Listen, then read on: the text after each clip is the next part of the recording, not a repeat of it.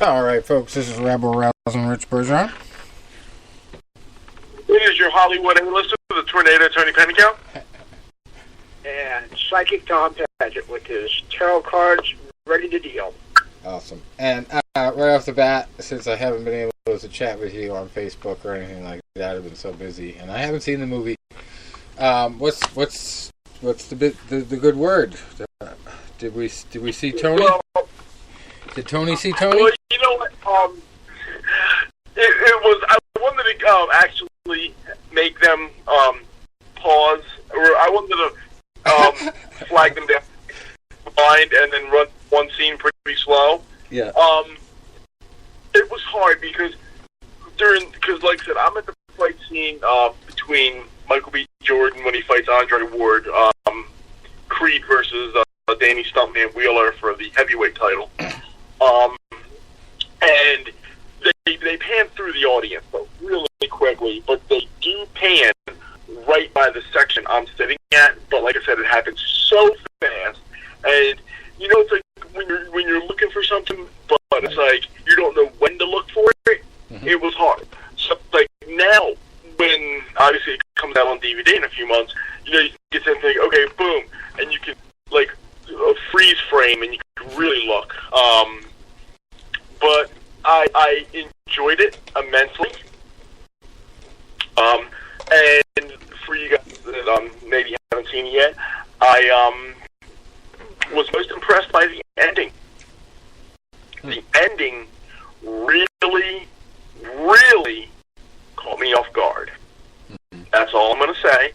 It really caught me off guard, and it was jaw-dropping. Wow. But my harrowing ordeal from last week was, unfortunately, my bodyguard could not attend. Because, yeah, as you know, I now have an official bodyguard. I have an agent, and I have an official bodyguard.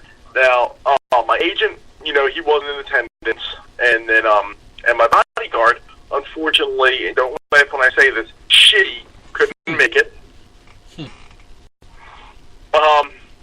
She was under the weather that night, so I went, you know, on my own, gutsily, went on my own, and next thing you know, I had to have a police escort take me out of the place because the paparazzi was surrounding, swarming the theater.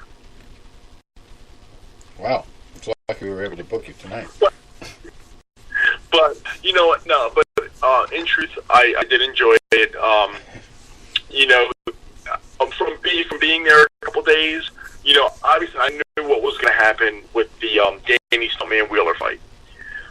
With the one, to spoil too much, but you probably noticed from the trailer that Michael B. Jordan is wearing two different sets of trunks, which will, you know, like, obviously tip you off to the fact that he fights Victor Drago twice. And, you know, with not being there for the first fight, I was there for a fight between the two fights with Victor Drago, and hearing his interview, his post-fight interview with Max Kellerman, and I knew what he was going to say verbatim.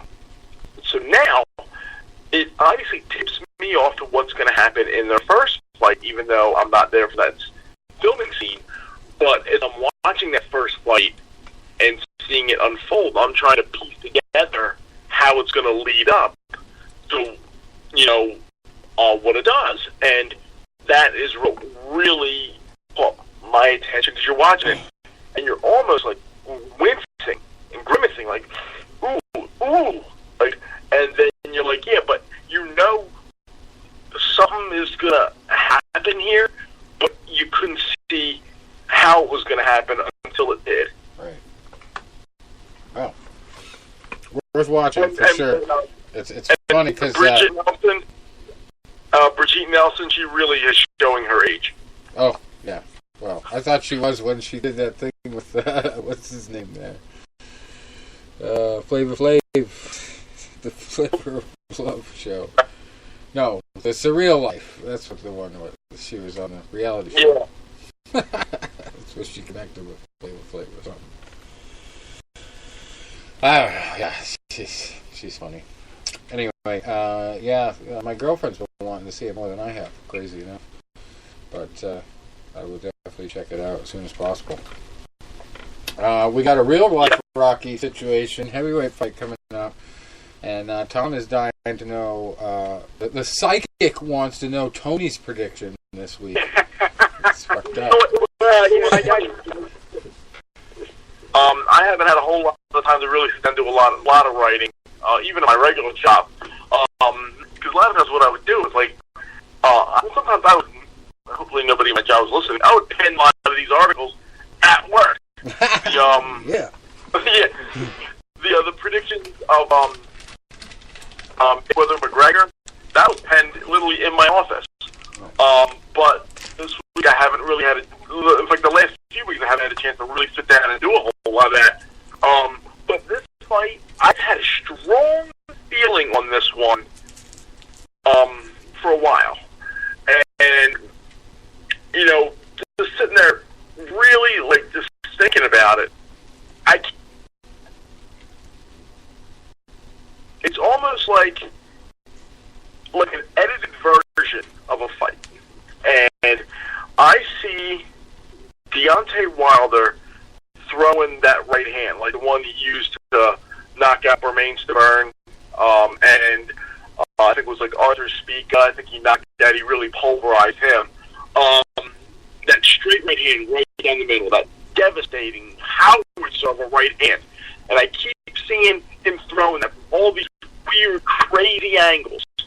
And then I also see when Tyson Fury fought Steve Cunningham, and Steve Cunningham came off the ropes with that right hand and dropped Fury.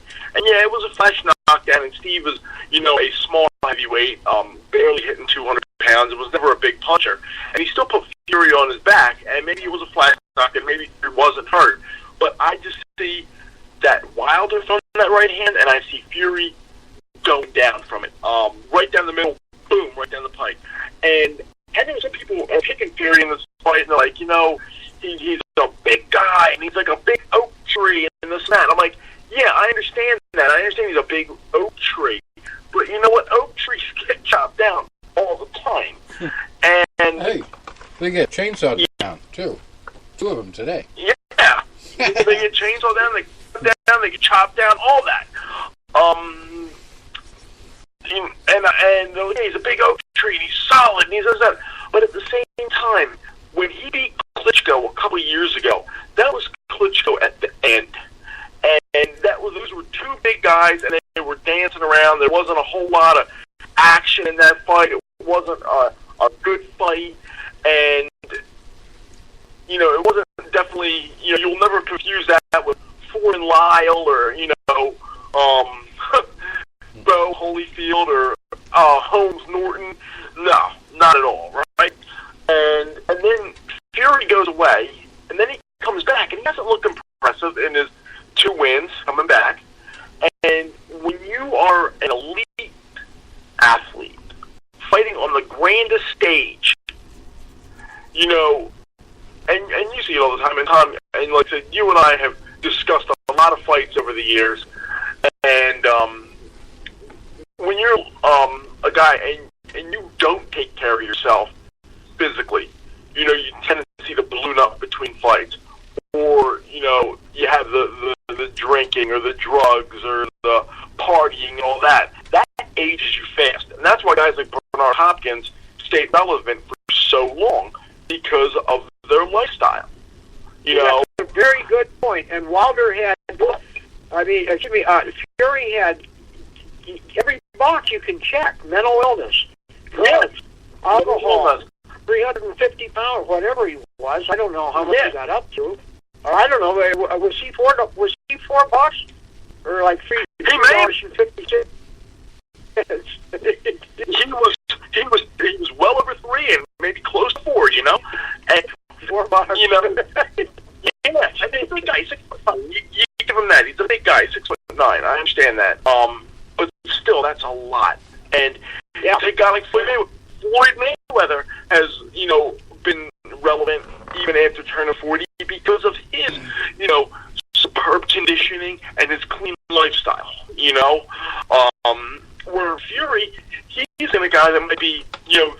30 and looking like he's 50. And I just see this fight where he's, it's going to be a fight where it's not going to be aesthetically pleasing the whole time. It's not going to be, a Mayweather type fight where, like say, Mayweather Marquez with 2 seasoned pros, with counter punching and, just good defensive boxing. It's not going to be that. It's going to be a big, sloppy, heavyweight fight. And it's going to be ugly. There's going to be a lot of fouling in there. There's going to be elbows, shoulders, But in the end, I'm thinking mid-rounds, if not earlier, that Wilder missile of a right hand shoots down the middle. It hits Fury on the chin. And that's it, And I don't see him getting up. If he does, it won't blow. And could I be wrong? Absolutely. But this is one where I've had fights where I've gone back and forth. I've gone back and forth a bunch of times. And even when I write it, and I'm like, I could see the exact opposite happening. There are other fights that I've gone in so strongly that from the day it got signed, Mayweather-McGregor. Funny one from 12 years ago almost, was Pavlik and Jermaine Taylor, the first fight. Everybody said I was nuts when I picked Pavlik by mid-rounds knockout. They said I was out of my mind. I was right. I had a strong feeling on that one. I had, it was when Bernard Hopkins fought Winky Wright, and I wrote that one. And people were like, nah, Hopkins had 2 losses to, Jermaine Taylor, and yeah, he beat Tarver, but yeah, Tarver was out of shape. Rinky's going to beat him. And I'm like, no, Winky's not going to beat him. And I had that one almost to the round. I had strong feelings on those fights. I have a strong feeling on this fight, and it's going to be just as strong as Wilder's right hand that ends it. All right. Well, it's hard to argue with you because I still have that image of Fury just on his back from Steve Cunningham. Now, I got up for that, but as you said, Steve is a blown-up cruiserweight. Really has no business being a heavyweight. A very light heavyweight. And not even a devastating puncher as a cruiserweight. More of a switch. He wasn't. Yeah. He was a workman-like fighter. He was almost like Evander Holyfield.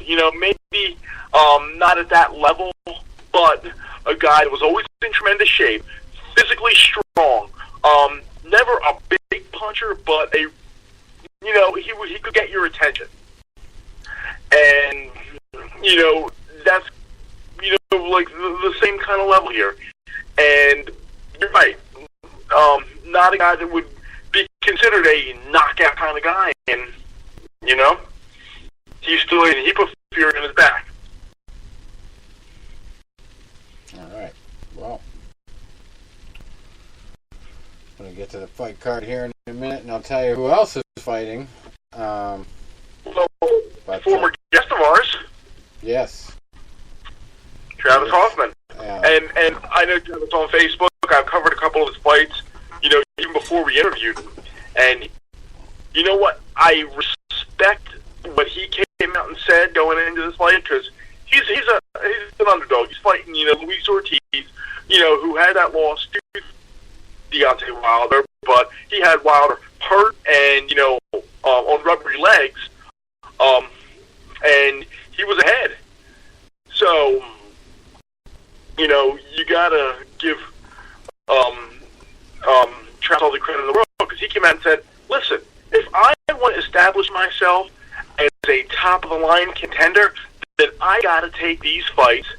And, when you're in my position, where you want to be a world champion, you got to do what you got to do to, get your name in there and, make a name for yourself. And he goes, if that's like the toughest guys out there, then so be it. Put him in front of me and let's do it. Yeah. Or else find a new vocation. One of the two. I mean, what are you there for? You want to be top dog? Right. Also, Yeah, exactly. I read a Facebook post before this fight where Travis Kaufman said he was thinking about retirement. I think he was really seriously pissed off at the game, basically, and then he got this opportunity and came back to it full bore. So, yeah, this is big for him. This is a huge fight, and a lot of people might forget he's only got 2 losses there, you know. And one was early in his career. I think it was a knockout loss early in his career. It was one of those fights you went in there and you got caught cold. Yeah. And then the other was a disputed loss to Chris Arreola, right, where a lot of people thought he beat Arreola. Another former guest of ours who's also on this card. Whoa! 2 people on the same card who used to be on our show. How did that happen?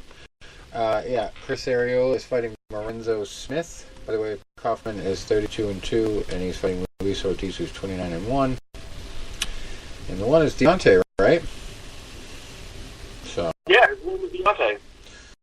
That's a pretty good fight. Arreola is 36-5-1. Lorenzo is 20-10-4 in heavyweight. And in the main event, we forgot to mention the records. Deontay is 40-0. Tyson Fury is 27-0. It's the WBC World Heavyweight title. So, Rich, someone's O's got to go. Someone's O's got to go. That's the one. Yep, there we go. There we go. O's got to go. And I hate to be a devil's advocate on this one, but I'm going to have to step out on a limb and say that I think Tyson is in a new mode of thinking. He's had some time off to rest and really think about what he's going to do in life. Usually I would go with the fresher guy off a layoff.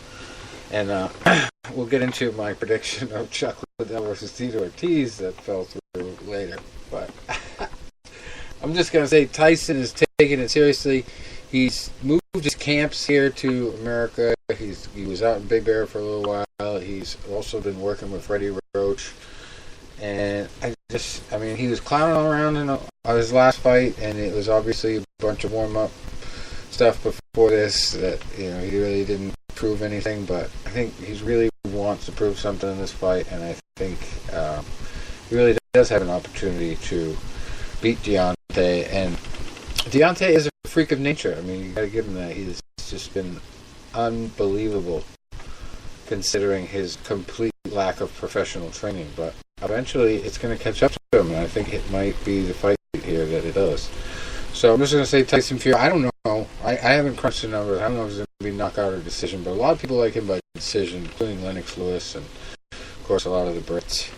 They like their guy. But, yeah, I really am a fan of, the world title being back in American hands, but something tells me Tyson is taking this a little bit more seriously than any other fight, and I think of all people, I think he is the one that can frustrate Wilder enough and make him look like the type of fighter that really needs that one-punch knockout to win the fight. So if it happens, I think he's going to be late in the fight.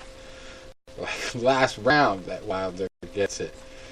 And he's had that situation before, but I don't know. Tyson, I think, is a little bit smarter. So I'm going to say him, but I do like your analysis, Tony, and I do think that right hand is very dangerous. But I just I got to go back to the proven methods of boxing, and Wilder really does not have that kind of repertoire. He's so amateur. It's just amazing that he's gotten to this point with just his athletic ability and in some cases, luck, but mostly his athletic ability and it's just natural talent, natural ability. And obviously he's had to have a chin too because his defense isn't the best, but he hasn't really had to go long either because of his knockout ability. So it's one of those fights. A lot of people are talking about it. A lot of people want to see it, and it's like a throwback fight. A lot of people say to the day when these fights would happen more often because people weren't afraid to make them. Hint, hint. Anthony Joshua. Wink, wink. We could have had this fight one of these guys, either one of these guys, and he didn't pull the trigger. But anyway, those are my two cents. And it's also the kind of thing that if Fury is outboxing him, you can never give up on Wilder. Ever. No. I mean, even if he was behind going into the 12th round, if he was hopelessly behind, I still wouldn't give up on him. So that's just, it's going to be interesting. Yeah. And also on the Freddie Roach front, they've had some possible reconciliation talks between the media and Pacquiao, and the media and Roach. So we might actually get Pacquiao to talk to Roach and straighten things out. But I guess that's the impasse now, because Pacquiao has mentioned that he wants Freddie to work in his corner again at some point. But then they interviewed Roach, and he's like, well, I haven't even talked to Manny in like a year. Like, he hasn't even called me. So I felt like I've been a father to him over the years, so he needs to call me. Call your dad, Manny. Jesus. You don't just go a year without calling your dad like that. Anyway. So, yeah, I thought that was kind of interesting that they're just, talking through the media at each other, but not actually picking up the phone and talking directly. But what was really funny to me is what Manny expects Freddie to agree to. Now that he's had one fight with Boo Boy, his best friend there from the Philippines, in his corner, being his trainer, he literally wants Boo Boy to do all the pad work and Freddie to just train him and tell him what to do. So he basically wants Freddie to make Boo Boy a mini Freddie. And pass on all his knowledge to this pupil so that Manny can use Boo Boy as a side Freddie. He wants to make a Philippine clone. So, yeah, it doesn't sound like Freddie's going to like that idea. So, well, we'll see. We'll see what happens. I don't know. Manny's kind of a little bit crazy with stuff like that. And he's just changed promoters and all that, so it's going to take him a while to iron all this stuff out. But we'll see what happens here. Anyway, he's going to be fighting Broner coming up. We'll be talking about that when it gets closer. The co-main event in Los Angeles there, on the Showtime card with Wilder and Fury in the main event, is undefeated Jarrett Hurd, 22-0 at super welterweight, fighting Jason Wellborn, who's 24-6. That one's for a bunch of titles at super welterweight. We got the IBF, the IBO, and the WBA. The WBA Super World Super Welterweight title. There's two supers in there. Tough one. And then the really light version of somebody who's got to go at minimum weight. Mark Anthony Barriga, who is 9-0, fighting Carlos Lacona, who's 13-0, for the vacant IBF World Minimum Weight title. Vacant, yeah, because there's nobody at minimum weight. Probably. It's tough to find those guys. Anyway, also Joe Joyce and Joe Hanks. Somebody's Joe's got to go. Joe Joyce is 6-0. Joe Hanks is 23-2. And we mentioned the Ariola fight. Nothing else too crazy. Good on that card.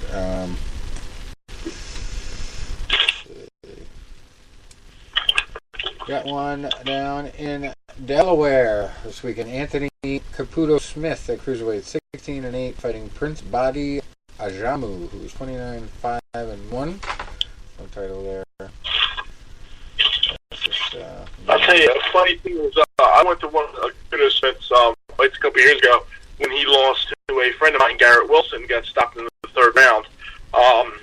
Wilson caught him a hell of an uppercut and knocked him out. Prince Badi Ajamu actually, and he has a loss on his record to Roy Jones later in Jones's career, unanimous decision. But Prince Badi actually is funny. I saw him win the Golden Gloves back 20 years ago. He fought a former teammate of mine from Rock Haven, and Badi's winning the fight going, I think it was like the third round, he stopped him. Body was winning all the rounds. But he caught this guy that I know, Jaleel. He caught Jaleel on the ropes and hit him with a left hook. And I still call it to this day the Apollo Creed fall from Rocky IV when he did like that slow motion, face first, out cold, face plant on the canvas. I was like, and then I was talking to Jaleel afterwards, and he was like still out of it. He goes, "Yeah, I was ahead on the cards too." I'm thinking, "Yeah, Jaleel, you were doing real good, but buddy, you were losing every round, you know." But Prince is quality fighter, good fighter. I mean, now granted, he's got closing in, if not older than 40 now. So I don't know how much he's got, left. Right. But I mean, Smith is going to make it rough and tumble. He's a straight. They call him the Bull for a reason. Like I said, when he fought Garrett Wilson, I said you can't have a bad fight when it's the Bull versus the Ultimate Warrior. Right, you are. We also have fights north of the border this weekend up in Quebec, and the big star up there is Adonis Stevenson, of course, at light heavyweight, fighting for the WBC World Light Heavyweight title. He comes in with a record of 29-1-1, fighting Alexander Gvozdyk, who is 15-0, undefeated. Undefeated, hasn't lost, so we'll see if his O's going, or if Stevenson's going to get crumbled here under the pressure. We'll see. Co-main event, super welterweights, Chris Namus and Marie-Eve Dicaire. Namus is 24-4, Dicaire is 13-0. This one is for the International Boxing Federation World Female Super Welterweight title. And we got welterweights, regular welterweights, Mikhail Zuski, 31-1, fighting Aaron Herrera, who's 35-8-1 for the WBC International Welterweight title.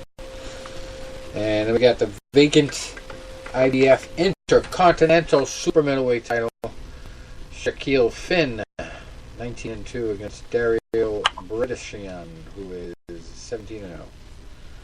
And then another somebody's O's got to go fight for the NABF heavyweight title. Oscar Rivas, 24-0, and Fabio Maldonado, 26-0. He probably became a good fighter because his name was Fabio growing up. Yeah. Anyway, also Aaron Pryor Jr. way down on the card at 20-11 with 2 draws, and 4 out of his last 6 fights were losses and 1 draw in there too. Well, I guess he didn't inherit much of his dad's talent, Yes, the apple sometimes does fall far from the tree, I guess. Yeah, it's good. It's like when we had Camacho Jr. on. There's good things about having your dad at the top of the pyramid, and there's bad things too. Yeah. Speaking of a junior, Julio Cesar Chavez Jr. just had to pull out of a fight.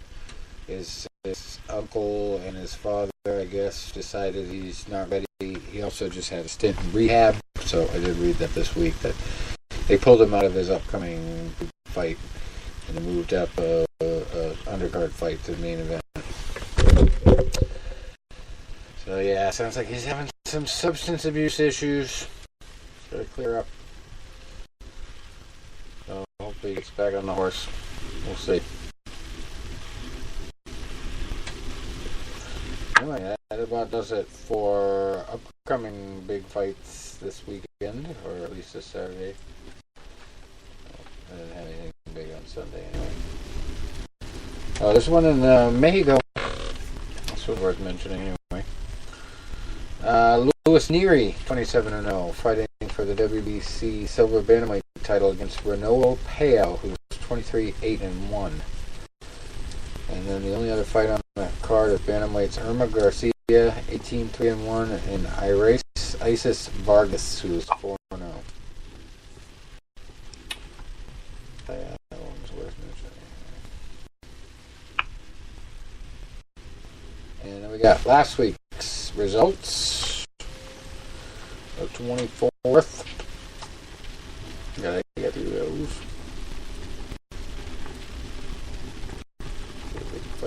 this week.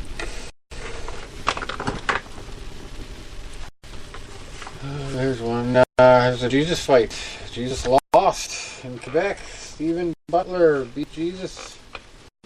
Butler improved to 26-1-1. Jesus Antonio Gutierrez fell to 25-3-2. Poor Jesus. What the heck? I thought this guy's name was Waggy. There's a Cairo, Egypt fight. Wagdi. W-A-G-D-Y. That's the guy's first name. Wagdi Atia. Lost the vacant Egyptian cruiserweight title. He was 4-0. He's now 4-1. Ahmed Ali, or Ali, improves to 3-0 and wins the Egyptian cruiserweight title there.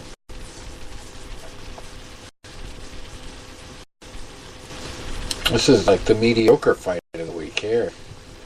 Michael Mothmora won a fight here. His record improves to 30-27-2. You beat a guy, Levon Ulikhaniani.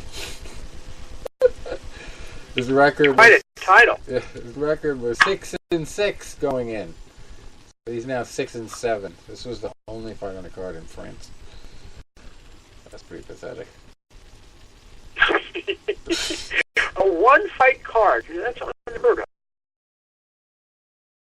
Cards, but not that kind of a record on it. Pretty bad. Pretty bad. Here in America, Rich? Huh. Just one. Well, I wonder if you get a discount. I've never heard of that, really. I don't know if I've seen him in America, but I definitely have seen him on BoxRec in other countries a lot. Yeah, well, that's what I mean. I know we hear about them all the time overseas. I just never heard one here.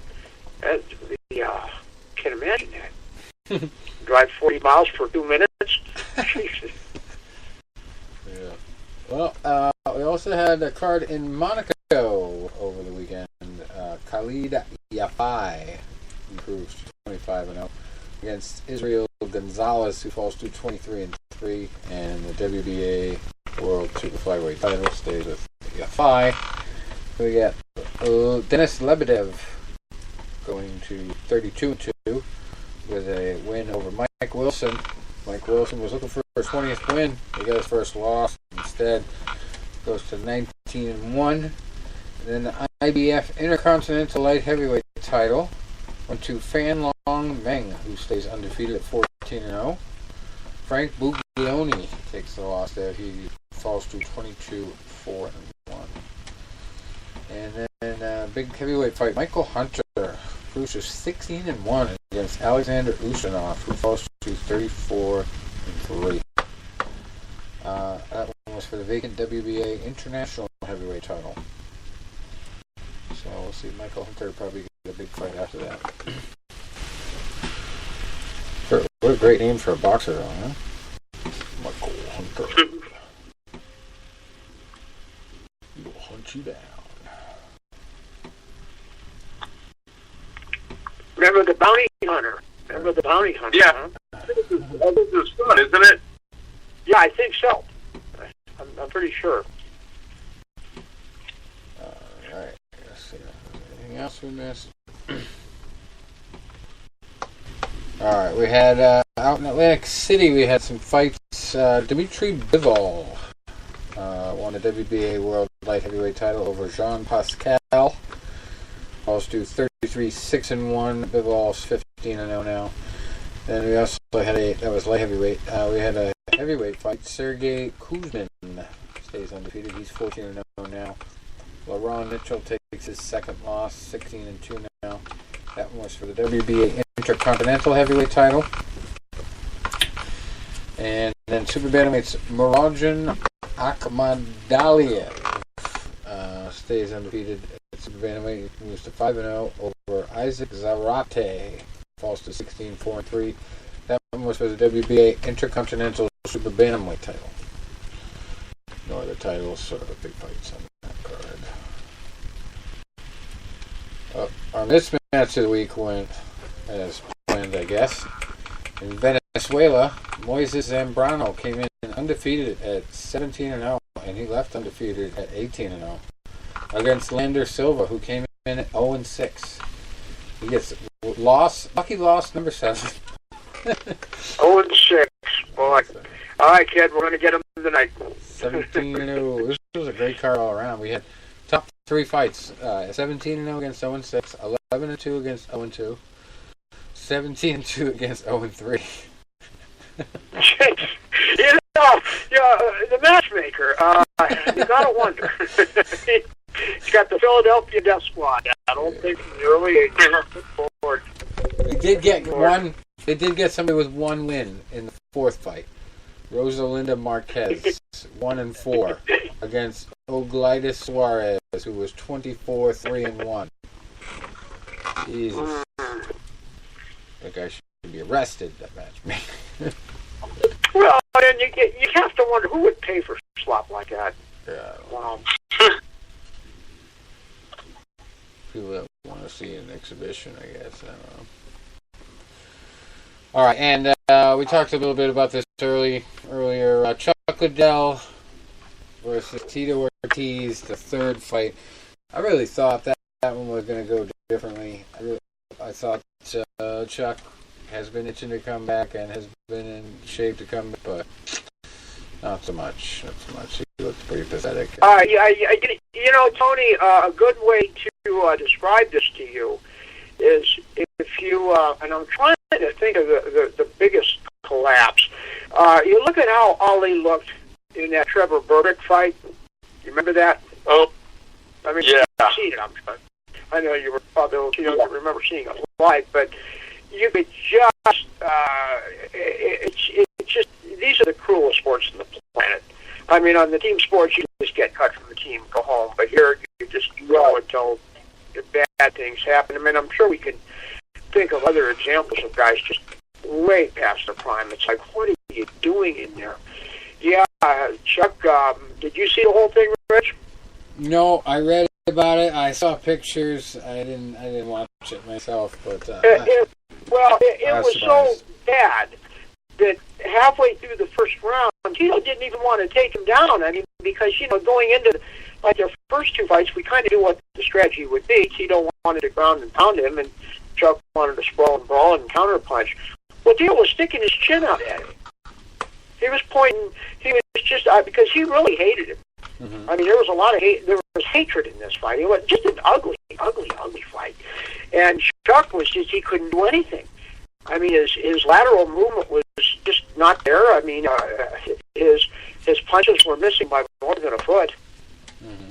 And that just hideous. And then after he collapsed, and it was some great boxing by Tito. He slipped a right hand and just sort of dug under, did a little dip, and came back in with a perfect counter. I mean, just textbook. I watched it in slow motion. And Chuck, it was one of those that you knew Chuck was out, but Tito got a few more punches into the corpse that was on the floor. I mean, there was really bad blood there. Ugly. And the other part was difficult. I saw the very end of it on YouTube, with the fight. Yeah. And it. I mean, and it's funny, when I was training a friend of mine, and, more for fun than anything, he came over to take a few lessons from me, and I'm going 5 or 6 years ago, and he was the guy that was more of an MMA fan, and he used to tell me, he would say, when he started watching like boxing after training, now it's starting to make a little bit of sense to me, which is great. But he was always a big Chuck Liddell fan, and he was like, he's got, a good stand-up game and this and that, but when Chuck, when he went downhill fast. I mean, and it wasn't all him. He was a guy, he reminded me of a boxer that was like a great offensive fighter, that his offense won fights, but then when he started like losing it, almost like Roy Jones, that Roy Jones overwhelmed a lot of guys. But then when it got to the point where he hit, you found that he really didn't have a great chin. And I think that well. Yeah, I mean, and you look at Chuck's record, how he was getting knocked out, 8-10 years ago. He was on a streak of knockouts, and then he was on a talk show once, and he actually just nodded out on live television. You blame NyQuil. You blame NyQuil for that one. There's one of my favorite pictures of all time. They call them memes. It was out on Facebook, I think, or Twitter at the time. And the sad thing about this is someone called me the next day as well. I hope he got a good payday. Well, so what? Obviously, he's broke. Obviously, things haven't worked out for him since he retired, or he wouldn't be back. Yeah. I mean, who cares what he was mightily offended when Tito said that he was broke and that's why he needed the money. Why he agreed to do the fight, because he needed the money. Well, and he said, I would suspect that, yeah. I saw in the interview, he said, well, Tito has never been to my house. He doesn't know how much money I make, and I'm doing fine. So he's like, it's not for the money. I want to do it. So, I don't know. I should have known better, too, than to think that Chuck was going to win, because back in the Science days, when I was fully into the investigation of the whole thing, Chuck was one of their very first major sponsors that they picked up. And really, I think they gave him $1 million. They were the first person, they were the first company to sponsor a fighter with $1 million package. And, it was a big deal. So anyway, one of the people that was really close to Chuck Liddell was one of his coaches, I believe, called me up and talked to me for like over an hour when I was doing that whole investigation. And he told me Chuck was one of those people that would always be partying between fights, after fights, or before fights. And, I don't know how well they tested fighters in the early days of the UFC, but according to this guy, he never, first of all, took any science whatsoever. Nothing that was made by science went into his body. There was more ecstasy and cocaine that went into his system than any nutritional product, according to this guy. And he literally had 2 or 3 girls in his room every night, according to this guy.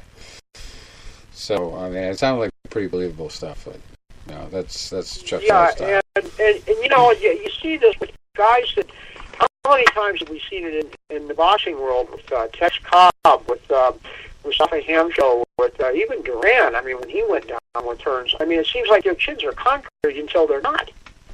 And that's neurological damage, and it doesn't seem to get any better. Now, Chuck was, I think, implying that he was done after this. He should be. But, and a lot of people are saying, shame on the Athletic Commission, shame on, Golden Boy. Just, it should never happen. And I do remember hearing something about there was an open workout footage or something, and Liddell just looked horrible, even in training. So yep. Somebody should have. And also, he almost seemed like he was limping as he got in the cage, like he had a hip issue or something. And I'm like,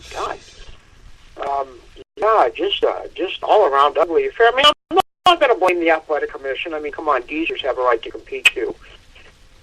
Come on, let's. That's a perfect transition, Tom, because we have another story here. You're not going to believe this one. Chris Eubank and Nigel Benn, 52 and 54 years old, respectively.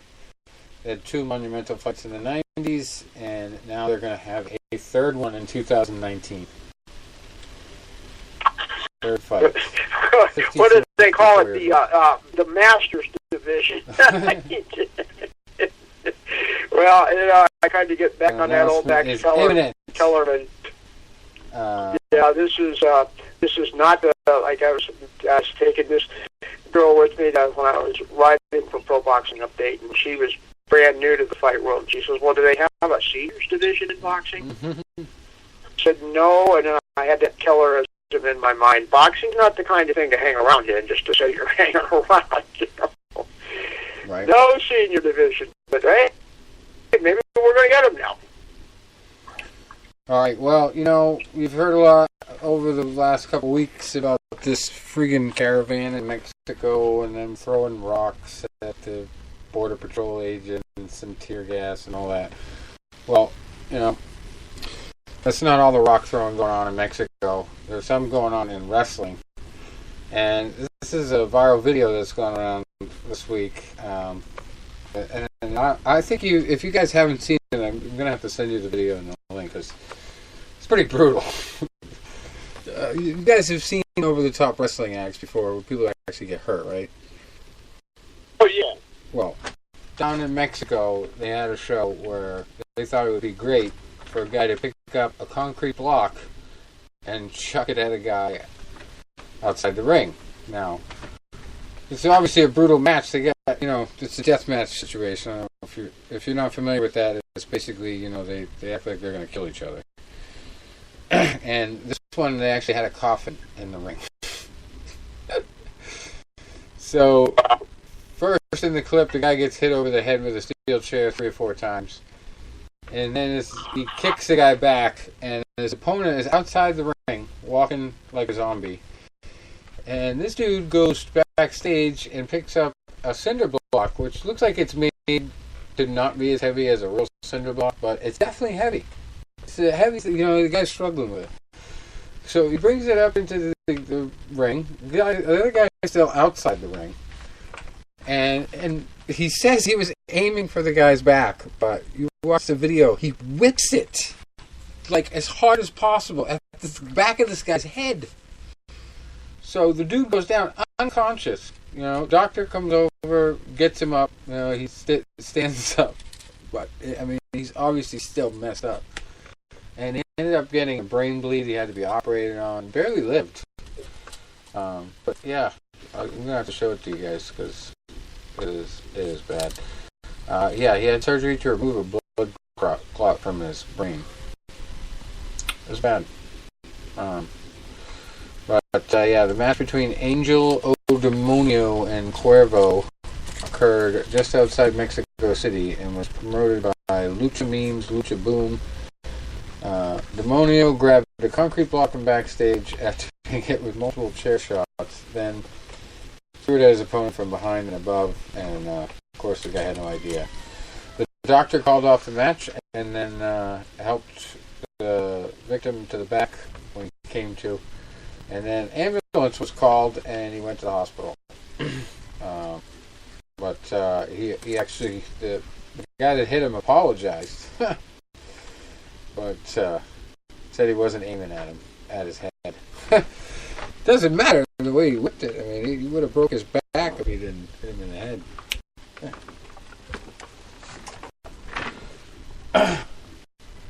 So, yeah, that's your wrestling story of the week. But definitely, we'll have to check that out. And people, if you want to search for it, just the article that's got the video. The headline is "Wrestler Hospitalized After Opponent Throws Concrete Block at His Head."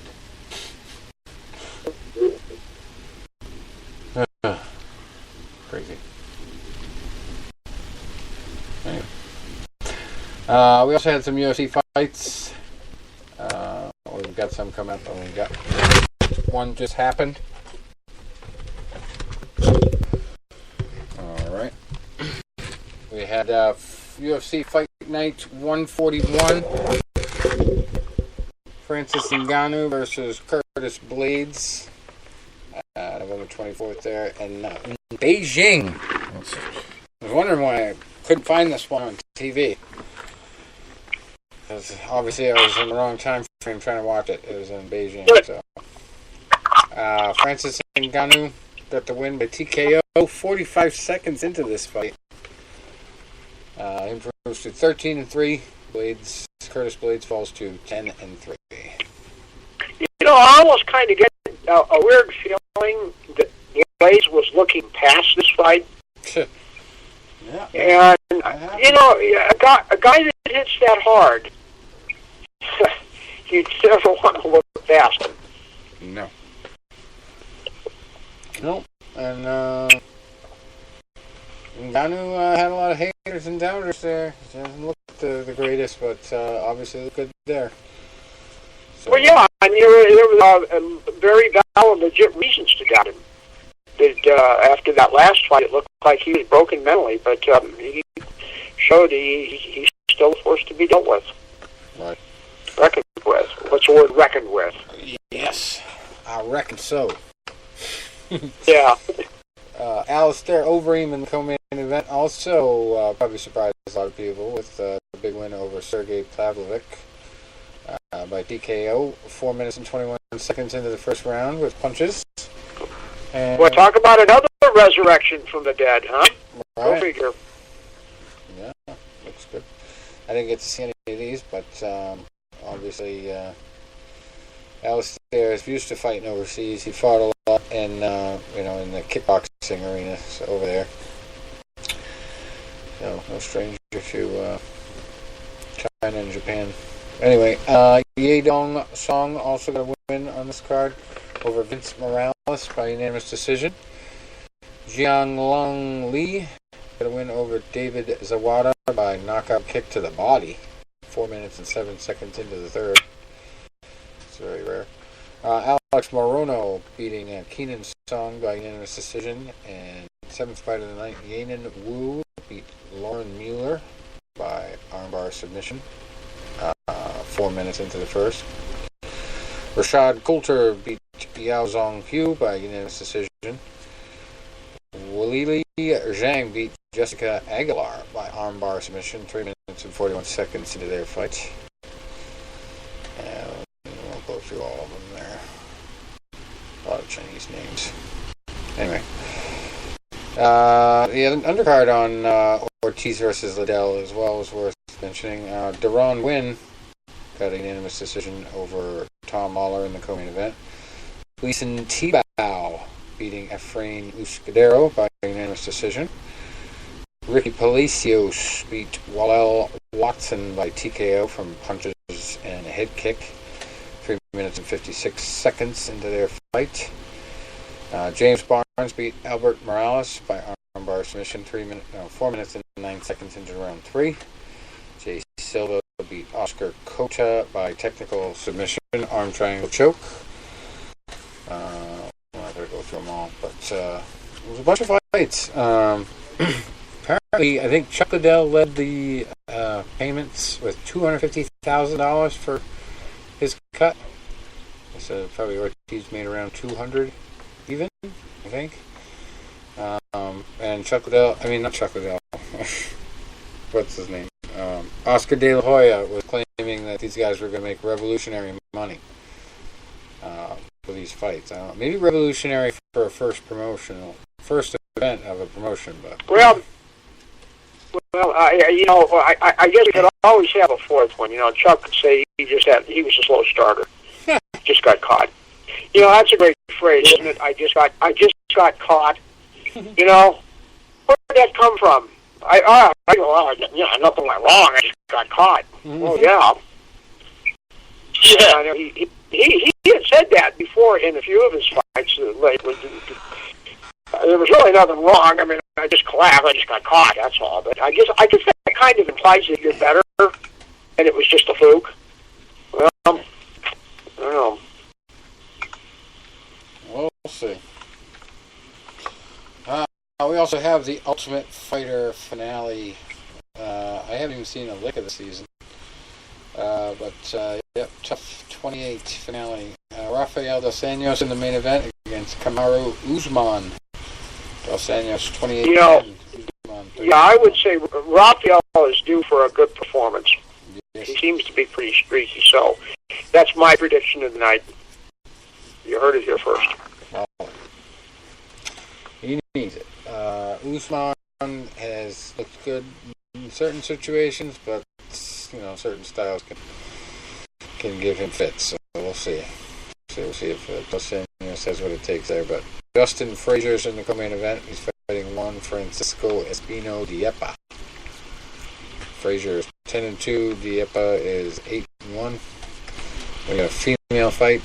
Pani Kianzad, who is 10-3, fighting Macy Chiasson, who is 2-0. And then Brian Caraway, also on the card, 21-8, fighting Pedro Munoz, who is 16-3. Darren Stewart, 9-3, fighting Edmund Shabazian, who's 7-0. Ji Yeon Kim, 8-1 with 2 draws, fighting Antonina Shevchenko, who is 6-0. Then we got Rick Glenn, 21-5-1, fighting Kevin Aguilar, who's 15-1. Joseph Benavidez, 25-5, fighting Alex Perez, who's 21-4. Michael Batista, 4-0, fighting Maurice Green, who's 5-2. Leah Letson, 4-1, fighting Julija Stoliarenko, who's 4-2-2. Darryl Horcher, 13-3, fighting Roosevelt Roberts, who's undefeated at 6-0. Second fight of the night, Tim Means, 27-10-1, fighting Ricky Rainey, who's 13-5. And then the first fight, Rayoni Barcelos, 12-1, fighting Chris Gutierrez, who's 12-3-1. And then finally we have a Bellator card. Bellator 210, same night, November 30th. Chidi Njokuani fighting John Salter in the main event. Njokuani is 18-5, Salter is 15-4. I got the Caveman, David Rickles, 19-5, fighting Guilherme Vasconcelos, who is 10-4.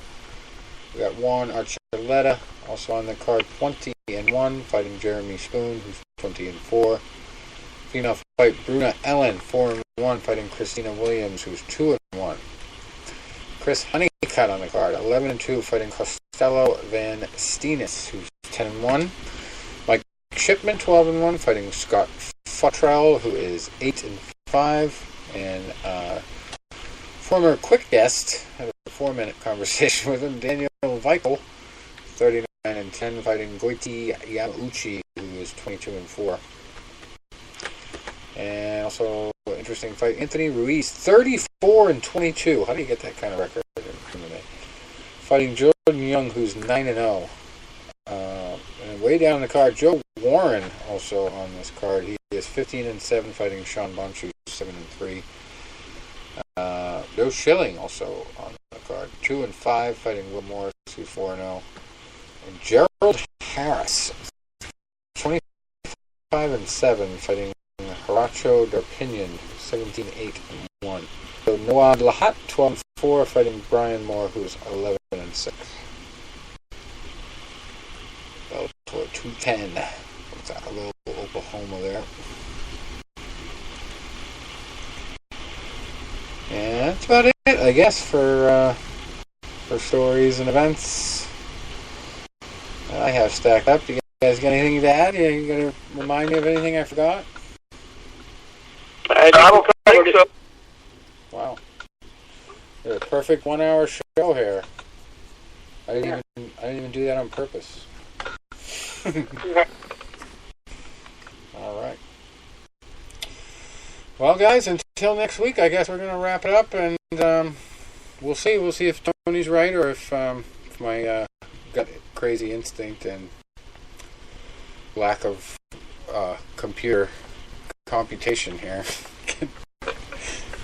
going to win the day. Well, it's going to be fun. I'm going to get my seatbelt buckled up. Yeah. It's all right. Fun. All right, guys, enjoy the fights. I just hope it goes more than 30 seconds. A lot of hype. Later. All right. Adios, guys.